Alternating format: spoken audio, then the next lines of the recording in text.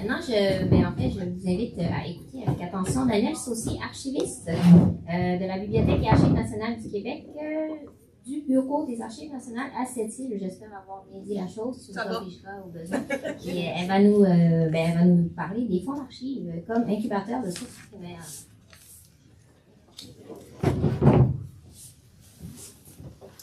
Merci. Ça va, vous m'entendez bien? Oui. Alors, bonjour. Dans le fond, le titre incubateur de sources primaires, je trouvais un peu intéressant de l'incubateur d'un petit poussin ou d'un nouveau-né versus le magasin d'archives qui conserve et qui permet peut-être de faire naître de nouvelles analyses de textes que l'on conserve dans nos documents. En fait, donc, je trouvais un petit peu intéressant l'analogie. Donc, moi, dans le fond, ce que je vais vous présenter aujourd'hui, ce que je vous propose, dans le fond, ça va être à travers 4 fonds d'archives qu'on conserve soit à Sept-Îles ou à Québec, découvrir, dans le fond, les auteurs de corpus excusez, je perds mon latin des fois, de comprendre les auteurs, de voir aussi quelques extraits, en fait, pour voir jusqu'où ça se rend. Un corpus, oui, ça va peut-être aller mieux. De présenter, de vous titiller, dans le fond. Ce que je souhaite, c'est vous titiller, de venir consulter les documents et de peut-être les analyser, parce que ça parle vraiment bien de nos réalités et de la vie à certaines époques. Donc, je vous propose de 4 fonds d'archives. Le fonds Placide Vigneault, que plusieurs d'entre vous connaissent déjà, Georges Martin Zédé, qui est conservé à Québec, et le fonds José Maillot et Serge Jauvin. Les 2 premiers fonds d'archives ont des documents en ligne. Les 2 derniers sont plus récents. Donc, sont seulement consultables sur place. Donc, débutons avec notre ami Placide. Qui est Placide? En fait, courte bio.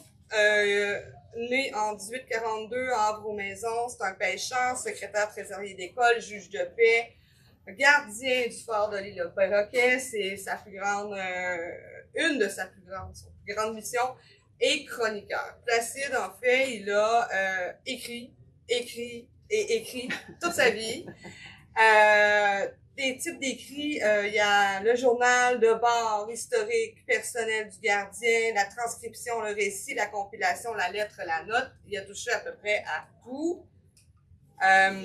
Les plus récents ouvrages, les plus connus,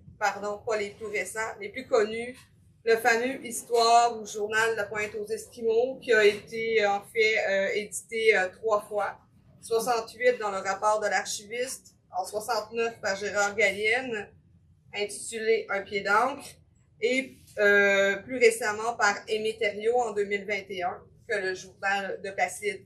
Il y a aussi Récit de naufrage qui est bien connu, surtout pour le récit du massacre de l'île d'Anticosti ou le naufrage du Granicus, peu importe le titre, c'est la même chose. Récemment, en 2021, Université du Québec à Rimouski ont réédité et annoté Récit de naufrage complet, donc Amélie Blanchette, Guillaume Marsan, Billy Rioux et Jean-René Soult. Et variété de différentes farces et autres faits ridicules arrivés à la pointe, qui a été édité par la Société historique de la Côte-Nord, préparé par notre bon ami Guy Côté et Pierre Frenette à l'époque, en 97. Donc, moi, je vous amène ailleurs. Ils sont déjà connus ou en tout cas assez connus, ces ouvrages-là. Donc, je vous amène plus à des journaux particuliers. Donc, Placide a tenu, alors qu'il était gardien du fort de l'île au Perroquet, des journaux particuliers de 1892 à 1919, et son fils, Joseph Hector Vigneault, lorsqu'il a pris sa relève, a continué les écrits de 1920 à 1935. Donc, il y a un corpus complet de 1892 à 1935. Journaux personnels ou journaux du gardien de fort, ce ne seront pas les journaux fédéraux envoyés au gouvernement, mais bien les journaux personnels de Placide. Donc, on retrouve pas seulement nord-sud, est-ouest comme le vent, la température, mais on va vraiment retrouver, dans le fond, les informations importantes, les passages des bateaux, montent, descendent, les noms, c'est quoi les bateaux, l'arrivée des oiseaux, quand, et les rencontres qu'il fait avec des personnes qui descendent à terre. Mais c'est pas, j'ai seulement rencontré telle personne. Ça va plus loin que ça. De quoi on a parlé? Donc, c'est intéressant. Permettez, je vais vous lire quelques extraits. Donc, un extrait du 12 juin 1893. Je vous lis pas tout ça, là. Je vous lis un bout. J'ai parlé sur l'île de la Maison à un nommé Jolivette de Saint-Vallier, province de Québec, qui est descendu prendre des perroquets vivants pour l'exposition de Chicago. Vous voyez, c'est quand même particulier ce qu'on peut retrouver comme info. Un extrait d'octobre 1925 par Joseph Hector. Ayant été obligé de rester à la pointe pour soigner papa, j'ai engagé Richard pour rester le reste de la saison avec Calix au fort. Ils sont débarqués à terre le 15 décembre, ayant été signalés la veille au soir par un feu. Aussitôt le message arrivé du département de fermer station. Ainsi, j'ai soigné papa durant tout l'hiver qui n'a pas pris de mieux, hélas. Pauvre père, et il est décédé le 1er mars à 10 heures du soir à l'âge de 83 ans et 6 mois. Ça permet aussi d'avoir des sources. Je vous disais, journaux de gardien fort, mais il a aussi été pêcheur. Il a tenu les journaux de bord des goélettes de son père, la Wide Awake, et la sienne en 1880, la Félix. Dans les journaux de bord des goélettes, ce n'est pas seulement les nombres de prises qu'ils ont fait, mais aussi plein d'informations. Dont ce que vous voyez à l'écran, ces journaux, les membres de l'équipage complet, capitaine, chasseur, mousse. On a aussi des extraits de monde qui embarquent sur le bateau de pêche, dont le révérend père Babel qui arrive de la mission des Nascapi, qui embarque à bord pour Betty-Amite le 21 octobre 1867. On a aussi le 17 novembre 1867, la même année, nous avons à bord M. Donald Smith et sa dame avec une servante. Ils descendent d'hiverner à Mingan. Tout en bas, il y a une petite note. Vers 1880, M. Donald Smith devient Sir Donald Smith. Toutes des petites informations. Sur sa goélette à lui, première page de la Phoenix, de 1880 à 1892, on a les informations de la construction, la mise à l'eau, l'enregistrement.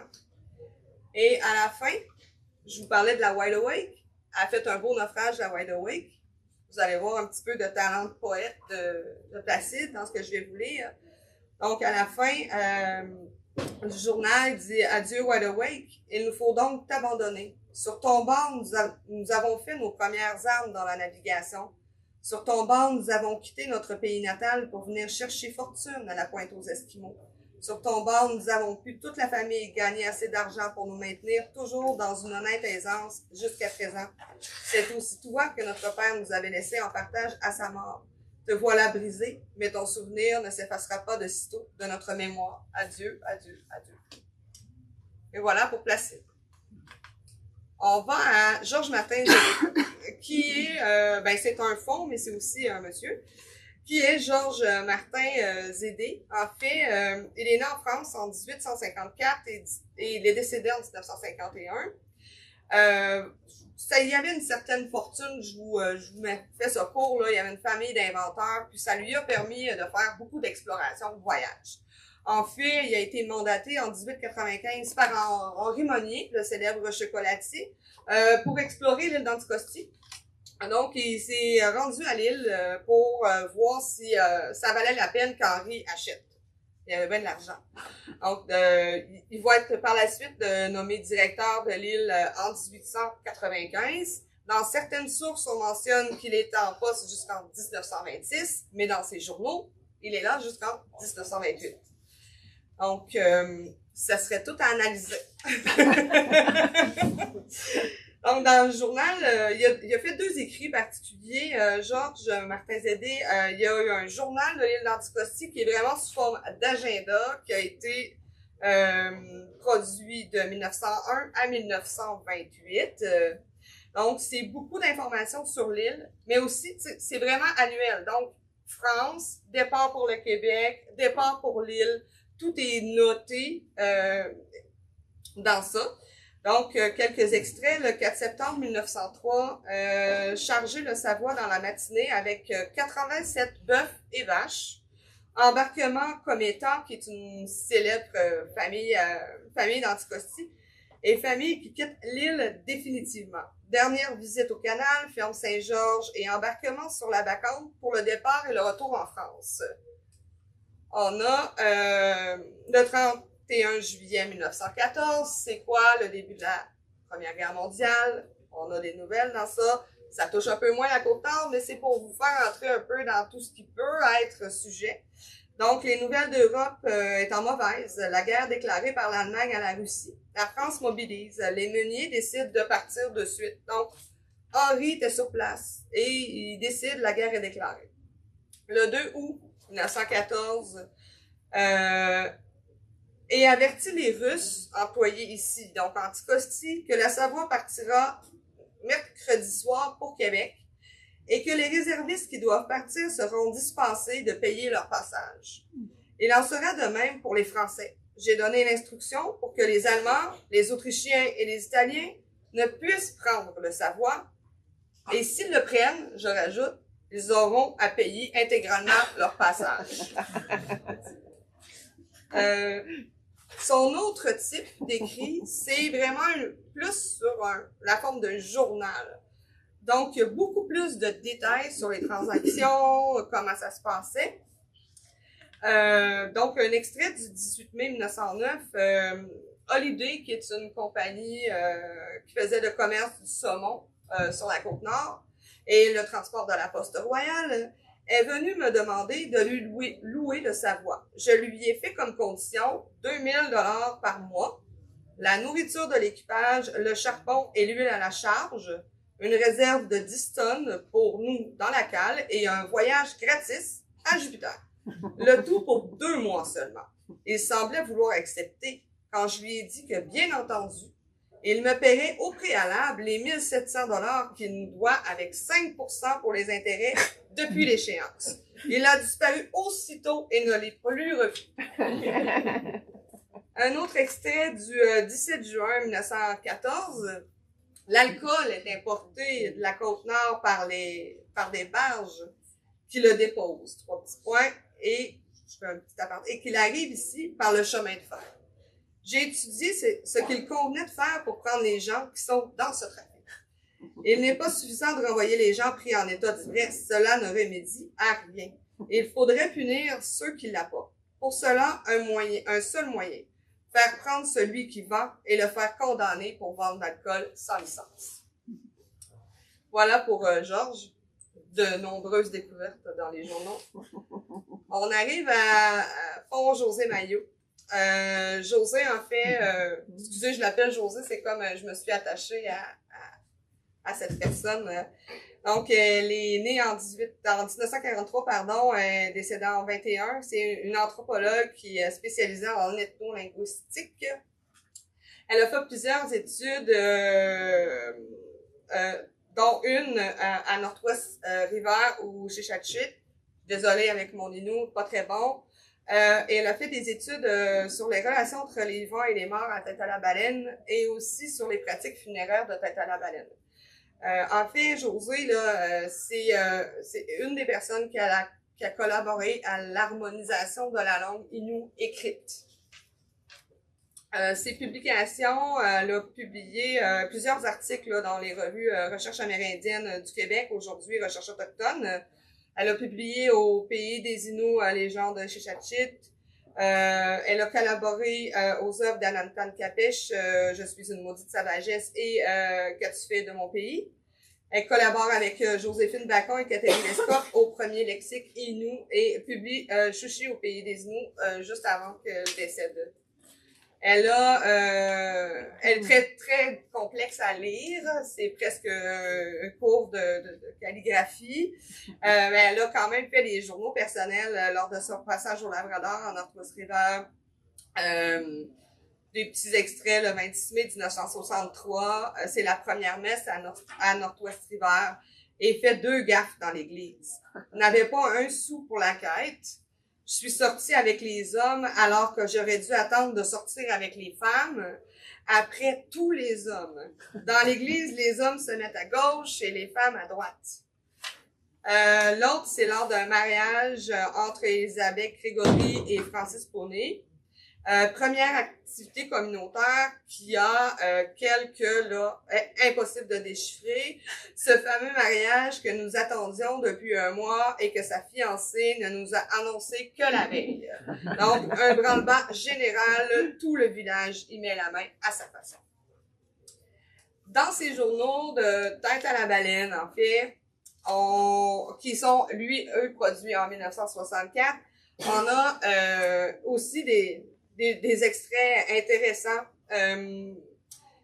dont celui du 12 juin. Arrivé à la Providence, après 2 journées de brouhaha, d'emballage, d'adieu et de départ, nous quittons enfin la terre pour le large.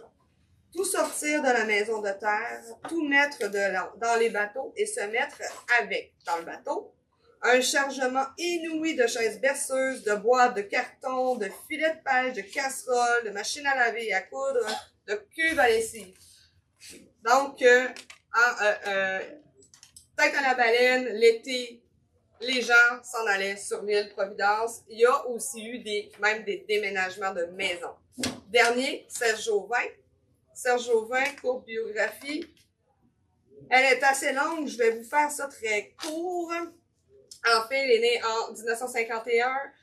Monsieur Jauvin est un photographe artistique qui a fait plusieurs expositions, dont Le pays dans le pays avec Francine Chicoine. Il a été en 1982. Il a passé 1 année dans la famille d'Hélène et de William Mathieu Marc à Unamunchpou.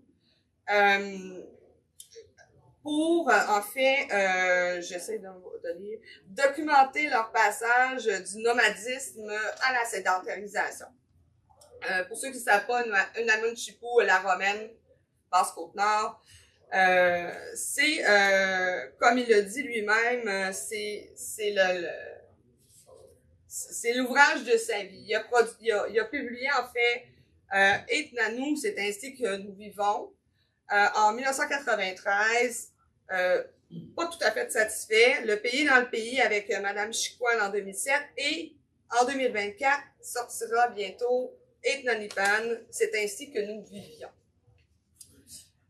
Alors, juste un petit extrait pour terminer, celui-là peut-être. De ses journaux personnels de 82 à 83 qu'il a passé. Sans aucune consultation et sans aucun avertissement, l'Hydro s'installe. En l'espace d'1 mois ou 2, l'Hydro-Québec a transporté là-bas camions, bulldozers. Mathieu, le fils de Joséphine, est allé jaser avec les hommes qui se trouvaient là. On lui a dit que ces travaux servaient à préparer l'emplacement d'un futur barrage. Personne à la Romaine n'en avait été informé. On lui a dit que dans quelques années, il y aurait tout un village à cet emplacement et que d'ici ce temps, il pourrait jouir de nombreux avantages. S'il avait besoin de voyager avec l'avion ou l'hélicoptère de l'Hydro, il ne paierait rien. Et s'il avait besoin de nourriture, on pourrait lui en donner gratuitement. Mais attention, si un Indien touche au poteau que nous avons planté dans la terre et dans la roche, il devra payer très cher pour cela. Donc, j'arrêterai ici. C'est, comme je vous dis au départ, là, c'est un petit peu pour vous titiller. Les documents d'archives sont nombreux. Sont accessibles en ligne, en salle, sont faits pour être découverts. Ce n'est pas des centres d'archives, ce n'est pas des espaces clos. Les magasins, oui, mais pas les archives. On souhaite vraiment les faire découvrir aux gens. Voilà. Merci.